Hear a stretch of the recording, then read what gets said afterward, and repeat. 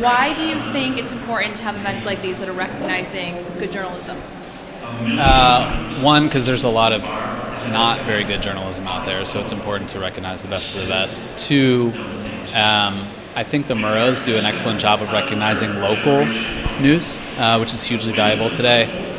It used to be that there were reporters in state capitals in every state, and there were an abundance of them. Now, 1 in 5 journalists in this country lives in Washington, New York, and local news is eroding. So it's cool to see both like local news TV stations, but also like startups like the Texas Tribune win great awards. Because you know what? To be honest, at the national level, there's like a lot of homogeneity out there. So it's cool to see people going out there and telling stories that are different from the rest of the pack and too relevant to people's lives. So I think there's a lot of value in that. Tell us a bit about what you're doing with Snapchat, sort of revolutionizing classic television news into a different platform. How's that going? Well, thank you for asking. Look, we believe that mobile phones is a completely new kind of storytelling. So we created at Snapchat a show called Good Luck America to sort of explain the messy, weird political moment that we're in. We started during the presidential campaign. Trump won. We kept it going, obviously. But a big reason for that is that I think a lot of people your age, right? If you're under the age of 30, chances are you're not watching television, right? You might not even own a TV. You might not know what channel CNN is on. That's especially true if you're in high school.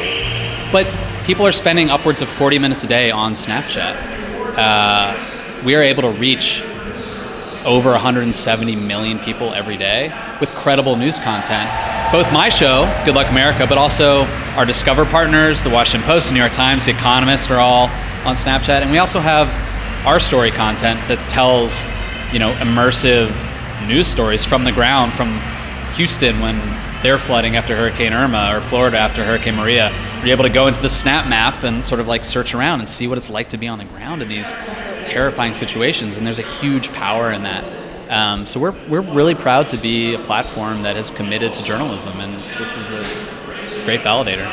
Yeah. My final question, obviously journalists are getting a lot of backlash these days about how valuable our content is, and how do you think your platform at Snapchat especially, what kind of criticism are you getting, and how are you dealing with that criticism? The thing that I'm happy about, and I worked at CNN for 10 years, and I went to journalism school, I worked at my college paper, Snapchat's the one platform that doesn't have fake news. And that's because we made a commitment to, editorial expertise. We have hired journalists like myself, my colleague who's here with me, used to work at ABC News.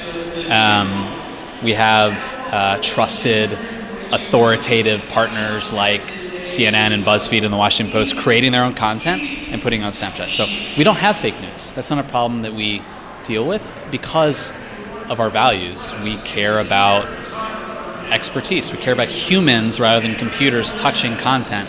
So it's not something we have to deal with. And again, I'm proud of that. Awesome. Yeah. All right. We're all set. Thank you so much. I really appreciate it. Yeah, so nice to meet you guys. Yeah.